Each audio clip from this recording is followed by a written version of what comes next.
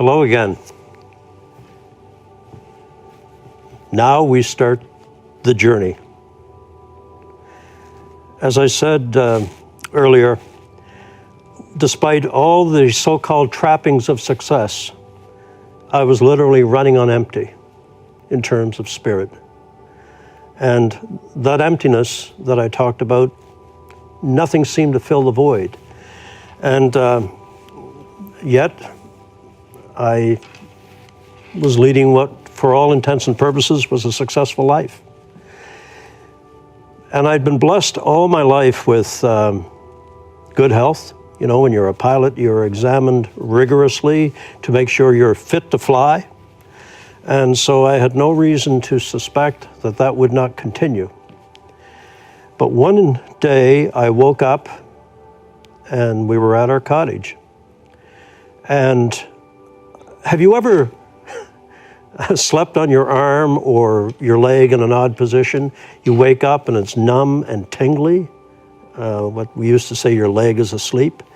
Well, I woke up that morning and both my arms and my legs felt like that. And I remember thinking, well, this is odd. Well, Lorraine had gone to church, but as I always did, I preoccupied myself with something else. And when she came back, I said to her, boy, I don't feel well. And in fact, by midday, I was feeling very ill. It was a Sunday, and my wife is a nurse, and she said, well, you'd better see the doctor. So on Monday, I made an appointment, went to see the doctor, and he examined me and said, well, I think you have the flu. Just go home and sleep it off. And I did that. And but the next day, I was even more ill. And now I was getting concerned because I'd been blessed, as I said, with good health all my life, but now something was not right. And I could sense it was not right. And so I went back in and saw him again, and same thing, go home, take some Tylenol. I did that. Another couple of days went by. I eventually went back, and now he's slightly annoyed that I'm bothering him. But I was losing the ability to walk. I was starting to stagger. And little did I know that I was coming down with a very rare disease. And in fact, it's the kind of disease that if it isn't treated within a certain period of time, then it becomes critical. And in fact, after a week, there's no stopping this disease. And so I actually fell down in the parking lot. And at that point, my wife got involved and insisted that the doctor refer me to a neurologist. And thankfully, she did. They weren't sure what was going on. I seemed to be exhibiting symptoms of multiple sclerosis, which in itself is a terrible disease. And my heart goes out to anyone who has that affliction. But they admitted me, and they did a number of tests, of course, and but couldn't quite determine what was wrong with me. But all the while, I was losing the ability to even speak. My speech was slurred. I was having difficulty swallowing. My hands and fingers were curling inward, and I was becoming numb, paralyzed from my legs up and from the fingertips in. Finally, a neurologist was brought in, and he examined me. He had a colleague join him, and you know, you would thought that at that point I might have looked up and said, you know, God, I don't know what's going on here, but if you're really out there, maybe you could give me a hand. Not me. In my absolute arrogance, the arrogance that I had with me all my life, I did not. Finally, after a battery of tests, I'll never forget this, the doctor came in and said, Jim, we're going to do a lumbar puncture. When you first presented, we thought it was multiple sclerosis. It has similar things, but we think that you have contracted a disease that there's very little known about. And in fact, it has a window of opportunity to stop, and we are beyond that. And so I'm I'm having trouble breathing, but I did manage to say, well, what is it? He said, well, we're going to do a lumbar puncture. We're going to take it right to the lab, and I'll know within the hour. In fact, he was back in a rather short period of time. He had a vial of clear fluid, and he said, Jim, we have determined the nature of your illness. He said, you have a disease known as Guillain-Barré. Guillain-Barré. It's named after the two French doctors, Dr. Guillain and Dr. Barré, who first isolated the disease in the 1940s. And literally what happens is your own autoimmune system attacks the myelin sheath on your brainstem. And it would be akin to taking an extension cord and peeling the rubber coating off so that all the raw nerves are exposed. And the result of that is you have difficulty walking, talking, all the signals from your brain are haywire. Look, I'd never heard of it. I didn't understand it, but I knew what I was feeling, and I knew that this was bad. In fact, catastrophic. And the doctor said, we think because of your late diagnosis, it's going to become a full-blown, we've missed the window of opportunity to arrest it, but we're going to go ahead with the rigorous treatment of this disease. And the next few days were just a blur. As I underwent plasmapheresis and immunoglobulin therapies. And he had said to me, this disease is critical because this paralysis comes up your legs and in your arms, and if it reaches your chest, your lungs shut down and you may die. Even then, even with that prognosis, in my arrogance and in my stupidity, never once did I call out to God and say, please help me. Not me, I'll handle this. I've survived engine outs, water landings, I'll get through this. My arrogance literally knew no bounds. I stand now absolutely mortified at my arrogance and ignorance. It got worse, but they rigorously applied the treatments. There was a critical period, and they would measure the reaction of my muscles through an electrical stimulation system. And a couple of days later, he said to me, it seems as though it's not getting any worse, but it's going to be a long period of recovery. And it was. I mean, I was left with foot dragging and all sorts of strange sensations, not unlike diabetic neuropathy, where you can't feel your feet or your hands. But I got through it. And when I got home, they put me through, again, a rigorous system of physiotherapy to learn to walk again. But because I had a full-blown case of Guillain-Barré, I was left with horrific pain. And I'm not talking nuisance pain. I'm not talking pain that's just now and then. I'm talking crying out in the middle of the night pain, biting on my leather belt in the middle of the night so I wouldn't wake Lorraine. I never knew pain like that existed. And despite all the additional therapies and neurological drugs and so on, none of it seemed to help. None of it. It got so bad that how I started my day was to literally fall out of bed, crawl to a hot shower, curl up in a ball, and take the medication that they had prescribed. But it was just a temporary thing. And every time the pain cycled back, a week or so later, it would be even worse than the time before.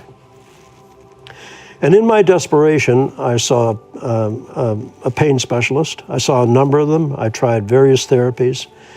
And I was prescribed for the first time narcotics. Narcotics. Me, who had never taken an aspirin. I mean, I literally never even took anything for a cold. I would recover so quickly. And now here I am, dependent on these narcotics to allow me to sleep, to allow me to walk, to have some semblance of function of a normal life. I had gone from a man who flew jets, who rode horses, who enjoyed fast cars, did all the things in life that many people enjoy.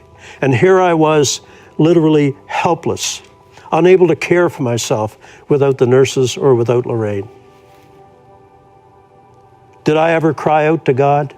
Not once. I keep repeating my arrogance. That's what it was. And so from that, it just got worse and worse. And as Lorraine struggled to help me to learn to walk again, and I moved from a walker to dragging myself around the house. And as I said, I had foot dragging, and I'd lost my reflexes. I couldn't step down from a high step. I had to find some way to get downstairs. And after I spent half an hour in a hot shower, I'd crawl out, get dressed, and slide down the stairs to start my day. And that went on for a period of time, a long period of time, and it got worse and it got worse.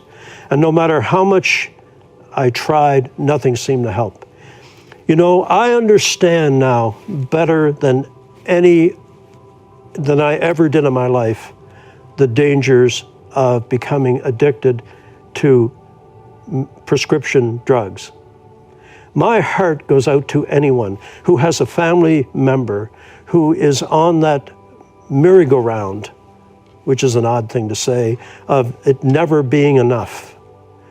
And so I became quite adept at thinking, well, if 2 prescriptions were good, then 3 must be better. If 5 was good, then 10 must be better. Because I needed the additional medication to get the relief I had the month before. What I wasn't aware of was that I was building up a toxicity in my body. I was bringing my body to a point where it could not take it anymore. And yet I couldn't seem to live without it. But I stress that it's important that you know that I did not ever partake of any kind of recreational drug. I was a pilot. I loved my career. Never would I do anything to endanger my flying license. Not only that, morally, I felt it was wrong. But this was prescription medication that brought me the only relief. So I understand perfectly what people go through in addiction. And my heart goes out to them. It truly does. And so, as I tried to deal with this and have some semblance of a normal life, things began to deteriorate. I couldn't pay attention to my businesses.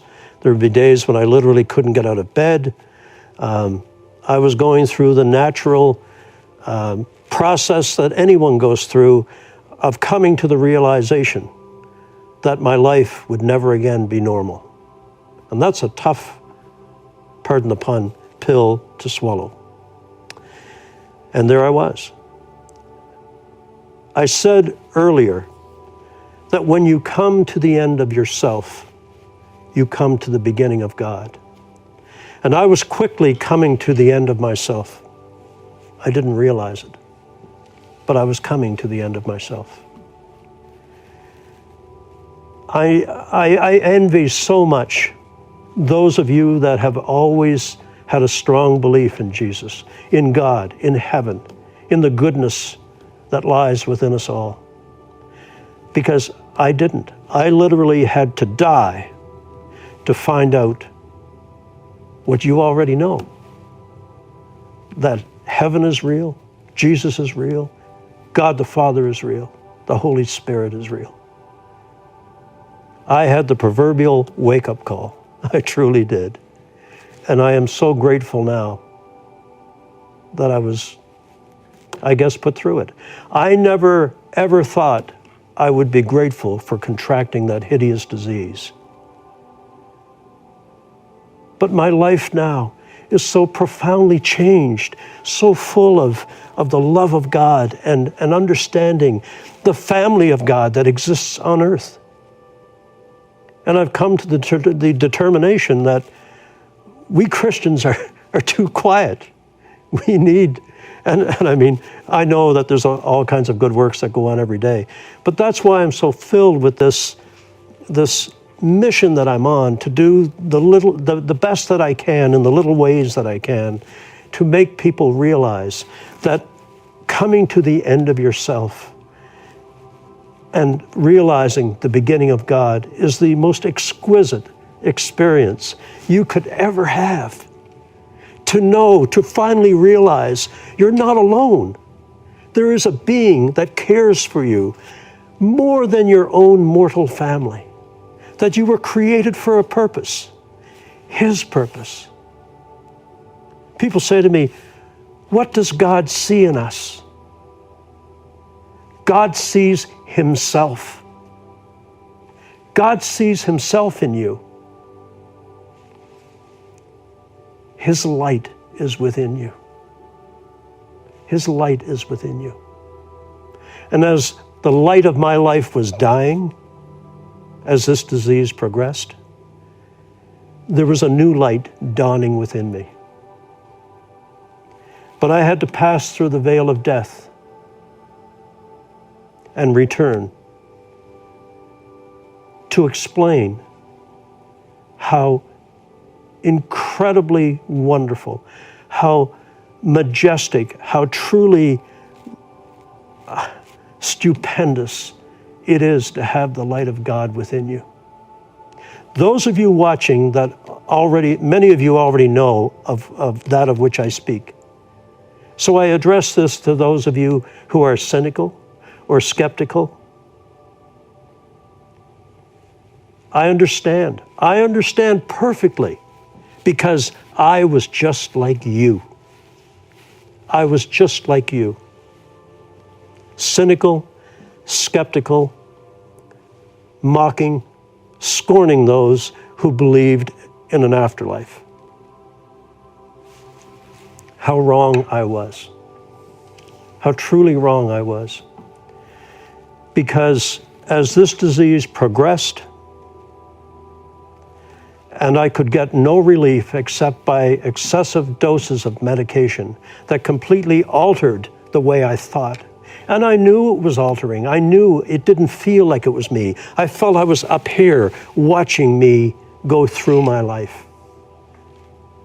And yet, to get the little bit of relief, to be able to sleep, to be able to have some semblance of the life that I remembered, I took that medication in dosages that I should never have taken. And so this event of my death happened a little over 3 years ago, in April 3 years ago. So it's just a little over 3 years. It's really fresh. Look, it is as though it's not a memory for me. It's as though it's engraved on my soul. Everything that I saw, everything that I was told, I recall every instance, every nuance. Because once you see heaven, once you speak with an angel, and most of all, when you look into the eyes of Jesus, you are forever profoundly changed. Forever profoundly changed. I remember that day in April, 3 years ago. And it was a day that when I awakened in the morning, if it hurt to blink, and I mean excruciatingly hurt, I knew it was going to be an extremely bad day. And I actually taught myself to blink one eye at a time to lessen the pain. Because as the myelin sheath on my brainstem was destroyed, all the signals going to the rest of my body were going haywire. That morning, I fell out of bed, dragged myself to the shower, took a handful of medication, which I was careful to hide from my wife. She's a good nurse. She would have been most upset. But I had to. It was the only way I could function, I thought. And so I laid curled up in the hot shower and eventually took more medication, crawled downstairs to begin my day of pain, misery, and sorrow. Little did I know that that was the day of my death, but it was also the day of my new life in Jesus. You see, You must remember something. We live in the land of the dying. We go to the land of the living. Again, we've got it backwards. And as I said earlier, we must get over the notion that we are human beings with a soul. We are souls inhabiting a human body for a brief period of time. So once you think of yourself that way, a soul, a light of God, you will be forever changed. You see? You will be forever changed. We live in the land of the dying. We go to the land of the living. And so that day, I was around the house trying not to move. I got a call from someone that wanted me to look at some land I was having surveyed. And although I had ingested medication, I made sure I had the presence of mind that I was on a black country road when I drove to this field. And I remember feeling so lost and alone. It was late in the afternoon, and as I drove up into that area, for some reason, when I parked the truck, I was facing the setting sun. I didn't plan it that way. I think God planned it that way. But I'm watching the setting sun, and I'm sitting there trying to get up the energy to overcome the pain, to be able to walk around that field and check the survey markers. And I remember thinking, I don't think I can do it. I don't think I can do this. And I sat there looking out at the setting sun. It's April. It's a beautiful day. The birds are singing. I can smell the grass. I'm sitting there in my truck, feeling absolutely lost, alone, and filled with physical pain. And I remembered thinking, well, maybe if I just take a little more medication, I'll have enough relief that I can walk around this field. But I was dreading it. I looked down and I moved my gloves that were in the console, and there underneath I had hidden a full vial of medication, prescription medication. Look, people say to me, didn't you know what you were doing? No. By that time, I had ingested so much medication, my thought process was completely gone. I mean, I don't think I could have added 2 and 2. But I did know this, that the more medication I took, it didn't take the pain away.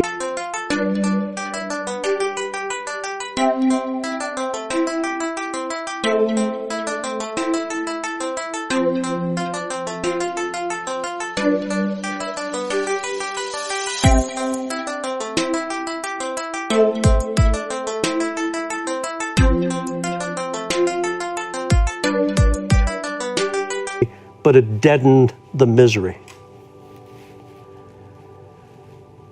I'm not sure how much medication I took, but I took too much. There was a bottle of pop. I took the medication and I sat back waiting for that wonderful warm feeling to come over the joints of my body that were in agonizing pain. And as I sat there thinking, this is just too much. I don't deserve this. In my mind, I didn't. It's not about deserving. It's about the choices we make. And so I sat there waiting for that warm feeling to ease the pain in every joint in my body and to cease that throbbing in my head from the destroyed myelin sheath on my brainstem. And instead of that warm, tranquil feeling, suddenly I began to feel a burning sensation, as though my feet were on fire. And then at my fingertips, and the tremendous sensation of heat came rapidly up my legs and into the lower part of my body, and then traveled inwards. And this was completely different from any other sensation that I had had. This wasn't relief. This was something else.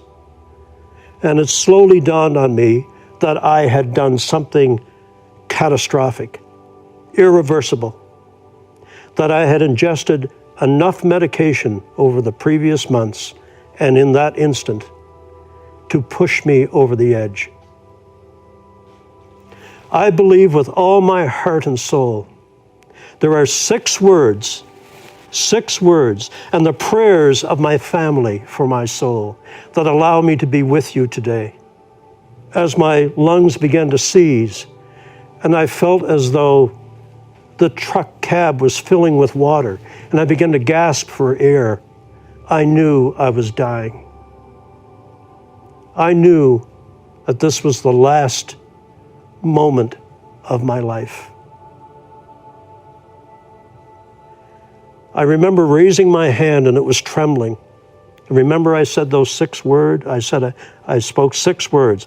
I cried out the first 3 words. My hand trembling before my face toward the setting sun. And I cried out for the first time in my life, God, forgive me. God, forgive me. Not out of fear. I'd faced death a couple of times as a pilot, never flinched. But I had this overwhelming sense in the final nanoseconds of my life that I had wasted this beautiful life that someone had given me, that God had given me. And now, in the last moments of life, I was asking for forgiveness for wasting this gift. Instead of living a life of loving God and being good to my fellow man, I had lived a life completely self-absorbed, completely engaged with my own satisfaction and my own pride and arrogance. And now, here I am in the last seconds of my life, asking for forgiveness. It is etched on my soul, those 6 words, because I think it speaks to all of you who yearn for a relationship with Jesus. Please remember, and I have people say, well, how can you have lived the life you lived and then God forgave you? I can't explain the forgiveness of God, but I feel a real affinity with the thief on the cross that was crucified with Jesus in the last seconds of his life.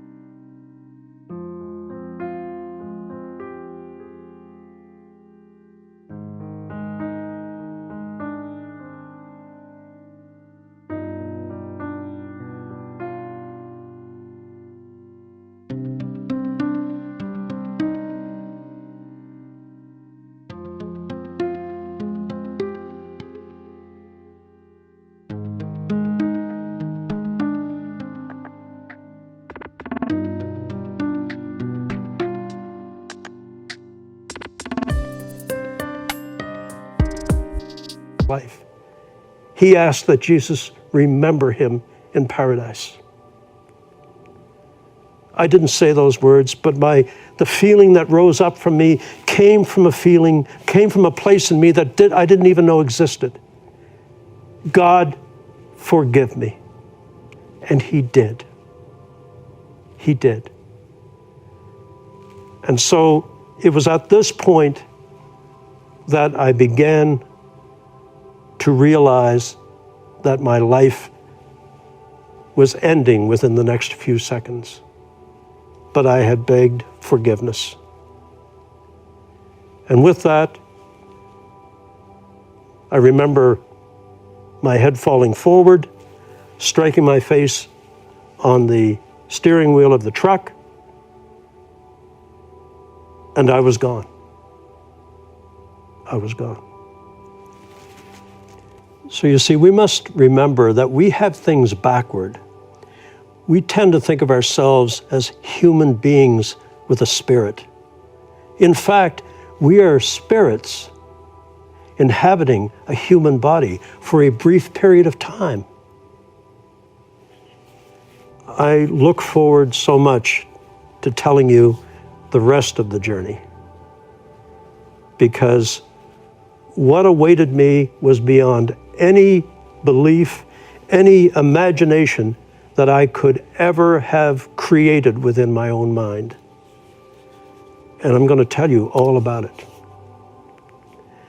And so, please, my prayer is that you take this experience of mine and use it in your own lives to remember the forgiveness of Jesus and how he stands ready up to the last nanosecond, that if you truly are contrite and you truly mean what you say, you can't pull the wool over God's eyes. You simply can't. It has to be heartfelt.